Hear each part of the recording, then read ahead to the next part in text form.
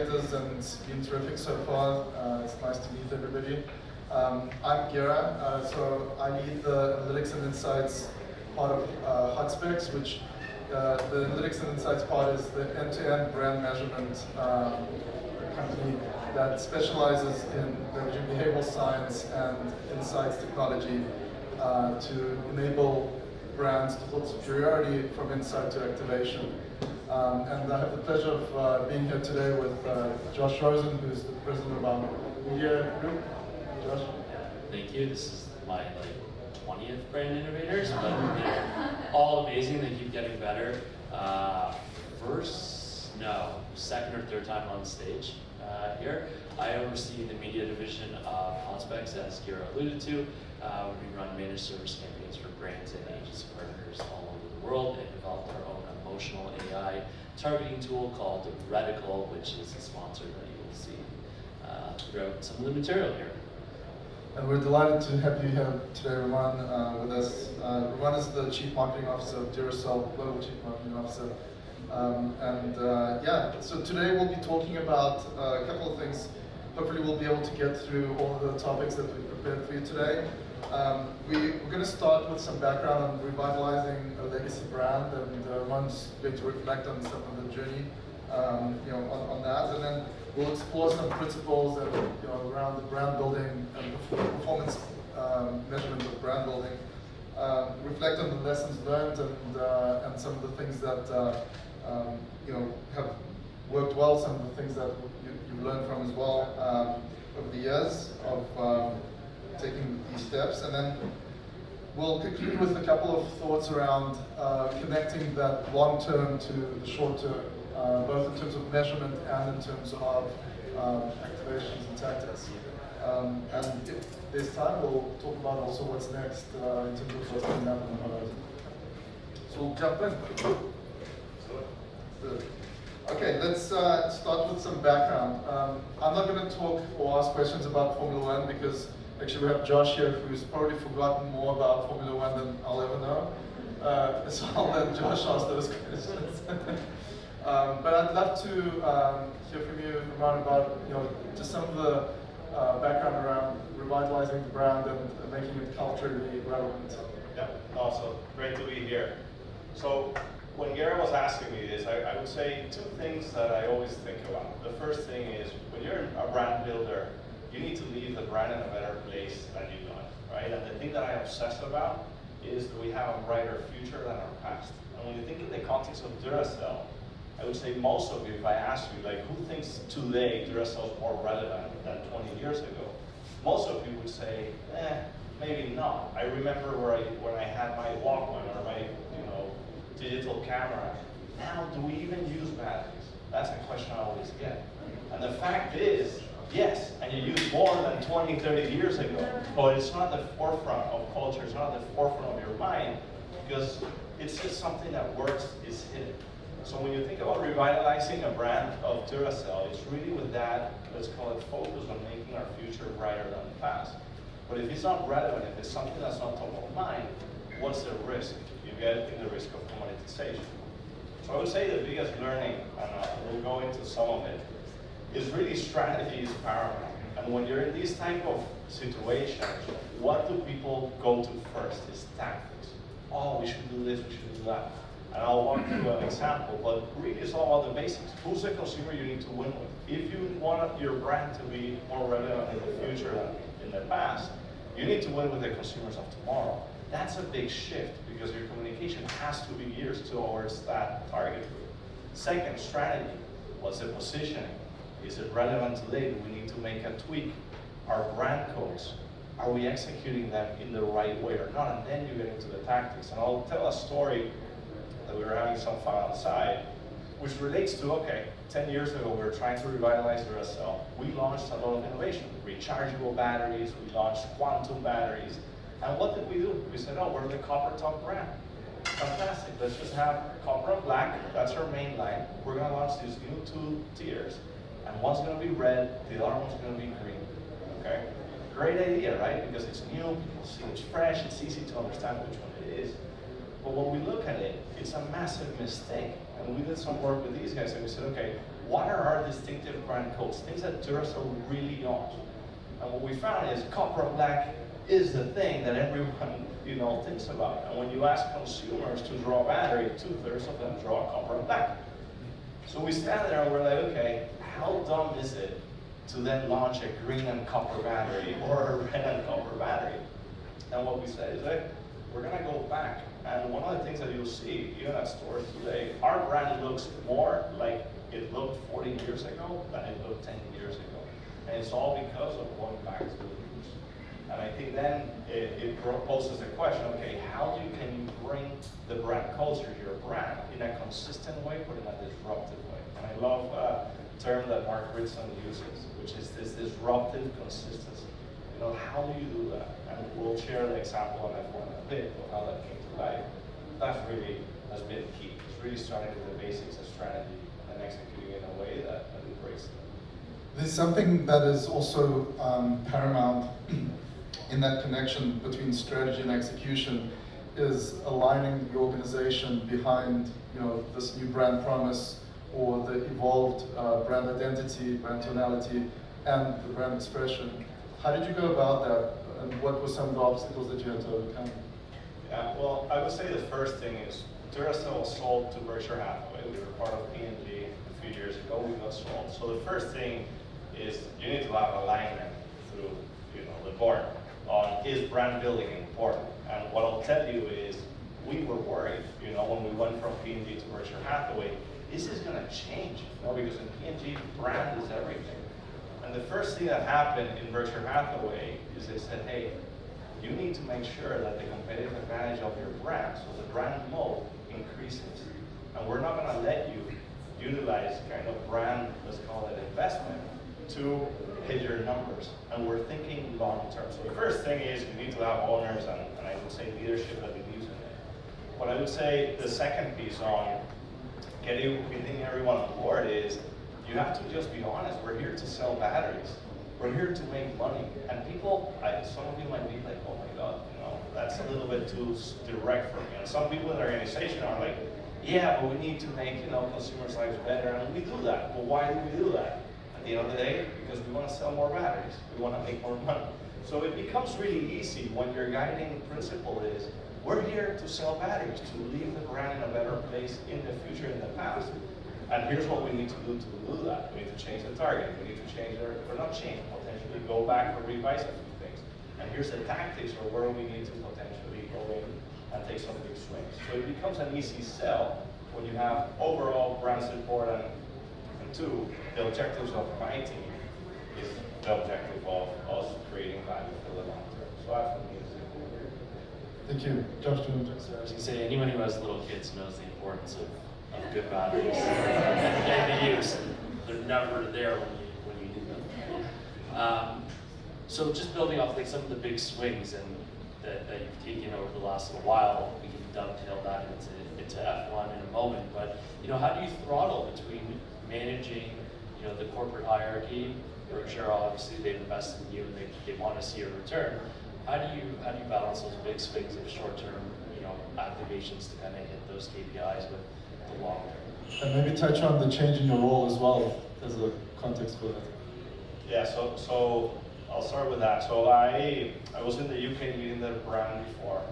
For the last 4 years, I was leading the Latin America region and the CMO global role. So I was talking to these guys, like it's very funny where you're making work and then you're trying to sell it to your other team because they have to pay for it, right? So that creates a context where it creates alignment on we're here to drive value and money. So what I would say is, Obviously when you're the one signing off. when you're the one signing off on the other side. So I cannot be indecisive on those moments. But what I'll tell you is, and I'll use F1 as an example, okay, between the short and the long term.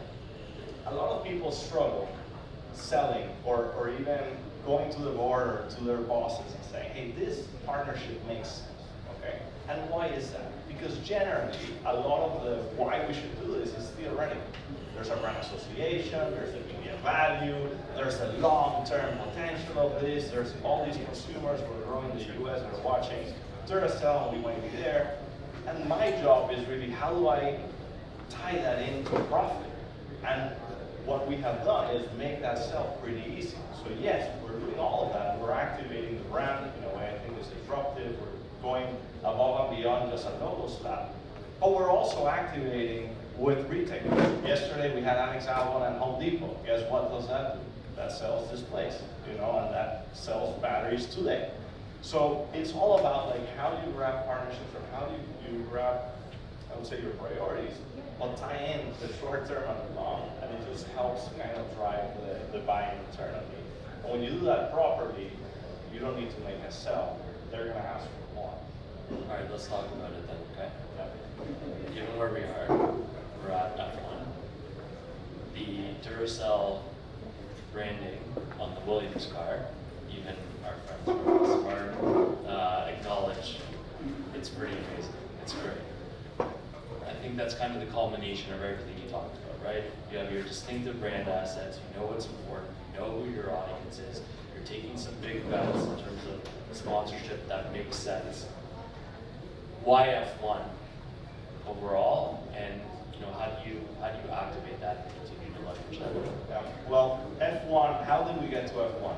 We sell billions of batteries a year, and we have an issue of relevance, because people say, oh, we need batteries, we use as many batteries.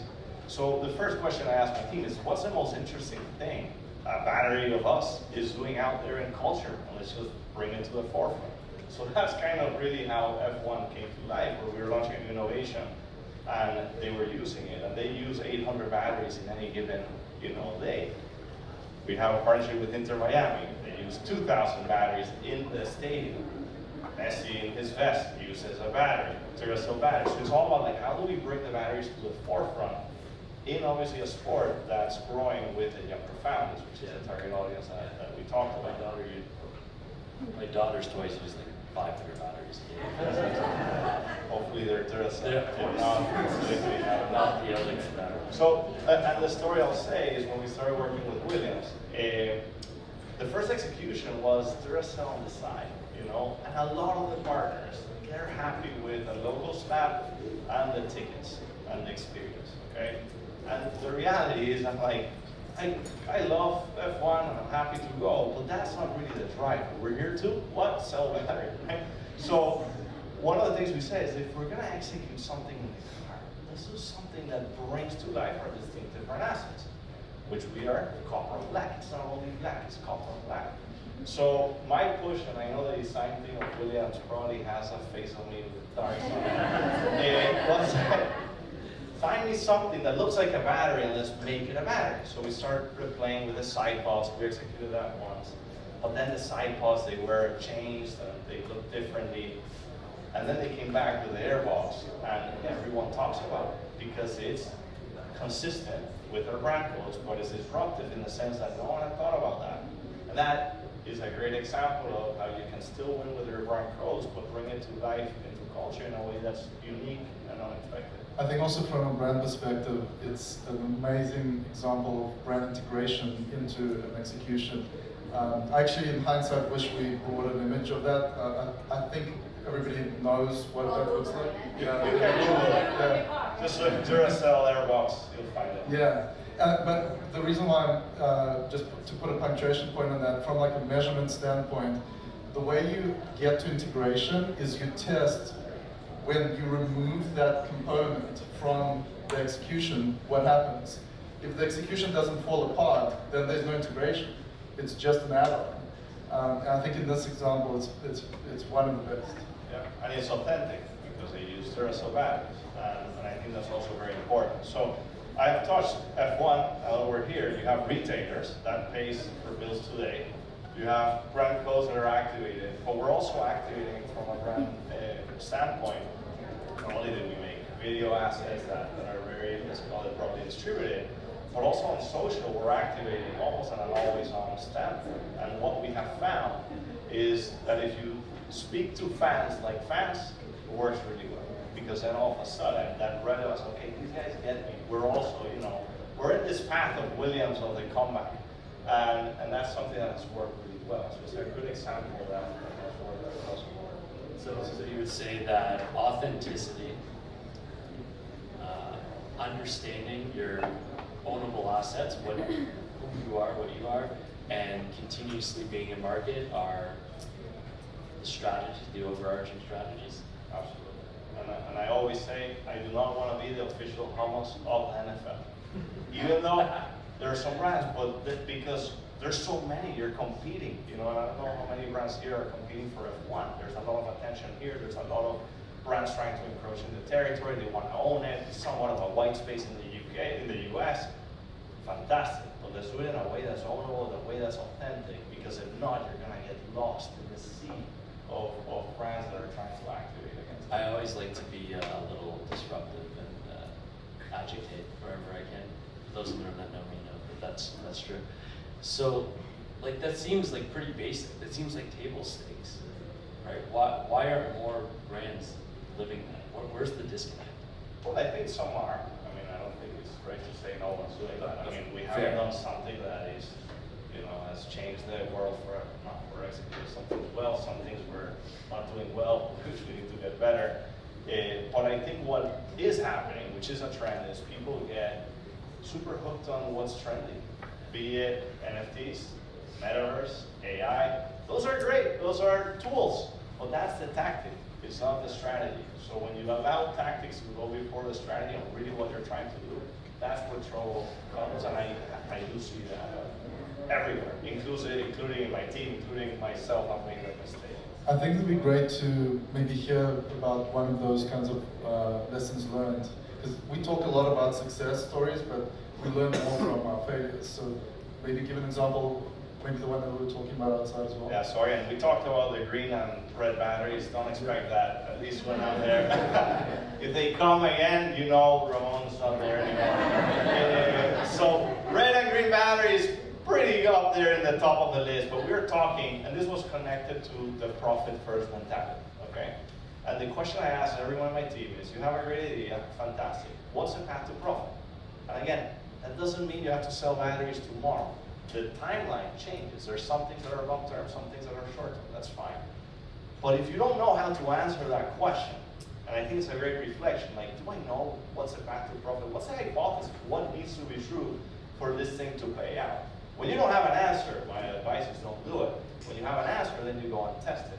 So one of the examples we were talking about was in Vegas. So Vegas, again, big spectacle. We're gonna throw a spectacle like no other. We're gonna F1 Vegas. The F1 Vegas, yes. So we did a massive drone show. It cost a lot of money. It was awesome, by the way. So Josh really liked it. And From my perspective, it's great. But the reality is, what needed to be true for that to pay out? That your scale. If you just do it for folks who are in Vegas, I don't know what path to. I mean, it's impossible because I need to sell batteries across the U.S. not only for people in F1 who go to Vegas, right? So that one didn't break through. It didn't make PR. It didn't go out. It didn't get shared. It was really cool for the people there. But that's a lesson learned where you come back and you say, hey, would I do that again? No. And it reinforced. Yeah, we filmed it. We put it on social, but it wasn't scalable enough. So that's where you come back and you say, okay, we're looking at 2024. Would we do that again? No. Lesson learned.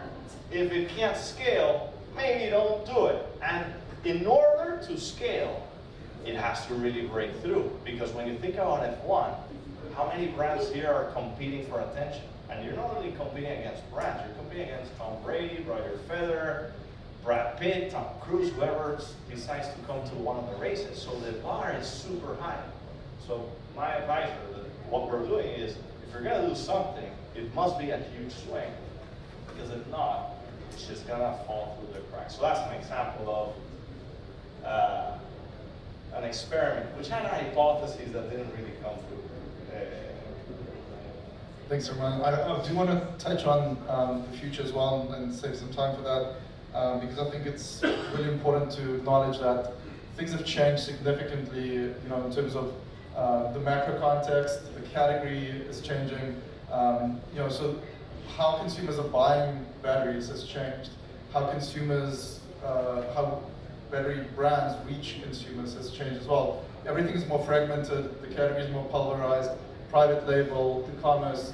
Let's talk about those dynamics and how you're navigating that, you know, from the strategic to the tactical. Yeah, so again, I'm gonna connect it all to my first thing, is a future brighter than the past. Think about a big brand like Duracell, and all the CPG brands are under attack. What has really shifted? Everyone knows. One, physical availability. How people shop, how they buy has changed drastically. That's an issue for big brands. Why? Because all of a sudden the consumer is more exposed to brands than they weren't before. More competition leads to dilution of share most times, unless you have a really strong brand. The second piece is mental availability.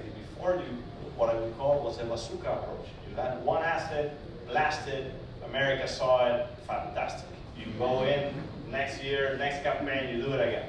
That's not gonna happen, especially with the next generation of consumers. They're so fragmented. So you have to adapt to that. And I think you have to adapt to that. If you adapt to it only on the brand communication side, you're dead, right? Because I can do all the right things, but if my physical availability is not where it needs to be, if I'm not doing well in e-commerce, where 1 out of 5 batteries are now sold, you have an issue. So it's really been about integrating the business and understanding what needs to be true for us to maintain or grow our competitive advantage of physical availability and mental availability, and where do we invest?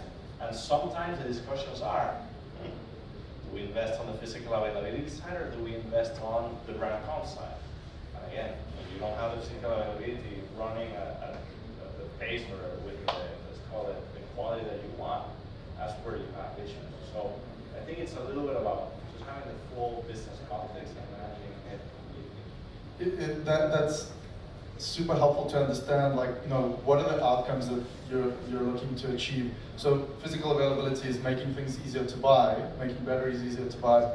Mental availability means making sure that when the consumer is in the buying situation, Duracell is top of mind.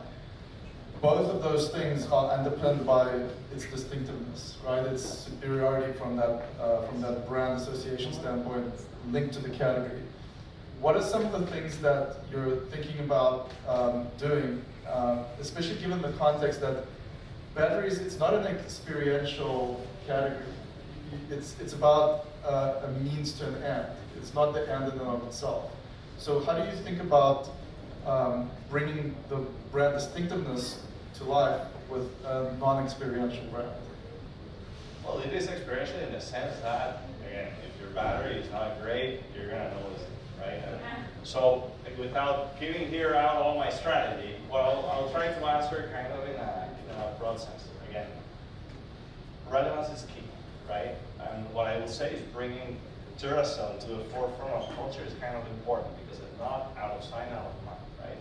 I think brand building is the only way you can fight against physical availability and mental availability forces that are going against you. Why? What's the best and easiest way to get distribution and visibility in a store? If consumers want your brand and are willing to pay more for it. That's the formula. If they do that, it makes your life really easy. So all roads lead to Rome, which is you have to strengthen the brand. So that's pretty much what Duracell is doing. We're launching innovation in a category that before was very stagnant. That has been a key part of the success of the last years. We're launching innovation, not only on making batteries work for longer and stronger, but also on child safety, which is really important to the target consumer. 5 years ago, we put a bitter taste to one of the coin cells, which is very big and important for the category because kids can die. Kids die every year. So it's a little bit of using distribution, brand building, product innovation, really go in and change the trajectory or reinforce the trajectory of a positive one for the future. Because at the end of the day, we need to sell batteries.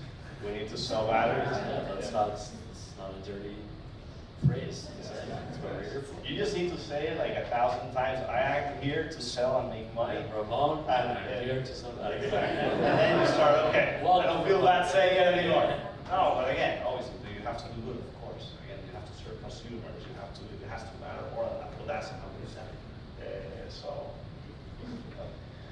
So we've covered quite a bit of ground. We've talked about the legacy brand and revitalizing the legacy brand, breathing new life into an icon. We've talked about the short-term and long-term, balancing that mindset. We've talked about navigating some of these new realities. I think it would be a good place to stop and see if there are questions from the audience. I know you have a hot stop, so we'll pause there from our side. Any questions? Hi, thanks. I'm totally on board with the need to sell batteries, but in the life cycle of the battery, half of it is in the use, the other half of it is in the recycling or repurposing or the use of the materials. Given that you're looking for that kind of competitive advantage in a white space in the United States of Formula One, are you finding that Formula One is a good platform for maybe getting a message about the other cycle of the life of the battery, and given F1's trend towards greener, sustainable technology, how is that helped justify your space? For sure, I mean, that's important. The life cycle of our batteries is a little bit different, right? Because recycling is something that we're still investing in because it's a disposable battery, where right now there's no financial incentives for third parties to recycle and take the materials out. And that's something that varies across the world. So in the UK, very developed. In the US, we're working on that to make sure that we can extract materials that we can reuse. Lithium batteries, the ones probably you're referring to, that one more. So I know Williams, again, and every F1 team is sustainability is important, and it was a big consideration when we went into the sport. Is this something that we want to get into or not? But I think they're making strides. They have some good plans. I think they're better to talk about them than myself. But what I will tell you is the batteries you're referring to, those are ones that we've not made, which are more lithium-based batteries.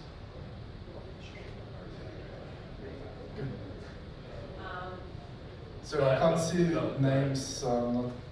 Sorry, Jackie Daniel. Carry lots of batteries. Yes, thank you for that.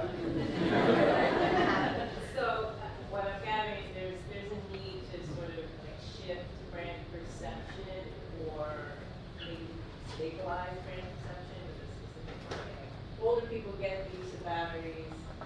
Younger millennial parents, they obviously really need maybe the kids are seeing it, maybe that'll be some attention. What about like your Gen Z? How are you reaching out to those folks? Well, yeah, so you make so you have the families in broad terms. When they start having kids, they realize very quickly that having cheap batteries has a cost, right? Because you have, I don't know if you've ever done it, but I have kids, and when you have to grab that tiny screwdriver to open it up, it's painful. So there's a point in the life stage that consumers are like, okay, let's just grab good batteries are the best, right? So I think there's a life stage piece that we do really well with.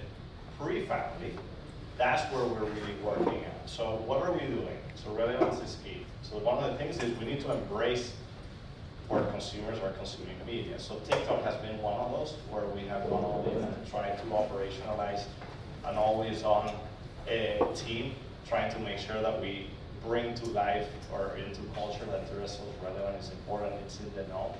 And there's a case study that we have, and again, you can ask me, like, what's the right, we've talked about it also in the past, in TikTok, and again, TikTok's a tactic, it might change in a year, we don't know. But right now, a lot of attention is there. What's right, quality or quantity?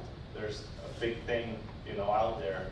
You have my agency believes, just put out 1,000 things and maybe one hits and you put all the money behind it. The truth is probably somewhere in the middle. But we have found some success on operationalizing this, and there was a case study that you can look up. I don't know who here watches Vanderpump Rules. Anyone? Yes. Did you see the Ariana Maddox Duracell or no? Not, you can Google that. But that was a show, obviously very prominent with the target consumer, and in the scandal, for those of you who know, he mentioned that Ariana, who was his girlfriend, didn't buy toilet paper, didn't buy even the batteries, he did all these things for them. So it was like, how can you move at the speed of culture? And that's where we're like, okay, this is interesting. He mentioned our category in this very relevant moment. And I think in less than a week, we had a video with Ariana, a lot of Easter eggs that for the fans was fantastic, going after the fact that she now buys her own batteries and that she upgraded to Duracell. So we were able to utilize a cultural moment that was happening, activate at the speed of culture, but also reinforce our positioning, which is Duracell's not basic, Duracell's the best. So I think that's another way of, like, you have to embrace where consumers are consuming media. But my biggest takeaway is you have to operationalize. Because you can embrace and say, we're going to do TikTok, I'll spend 10 million bucks in it. But if you don't have a team that's really on it, you can't really go and activate it. So relevance is key. That's another example, probably the most successful one we had last year. I just wanted to chime in because you asked me to Go ahead. put you on the leash, make sure, because you so I just want to, you're very passionate, it's great, it's authentic, it's amazing. I just, one more question maybe? Let's Is do it. Go ahead. Eric Shulgin from Brand. I love what you guys are doing from the safety measures aspect with kids. I wish that was available for me when I was younger. So, like you guys, I You think, didn't swallow a battery. I mean, maybe, who knows? Maybe. It's fine. Sure seems like it. But, so you guys make the batteries for Costco, Kirkland, right?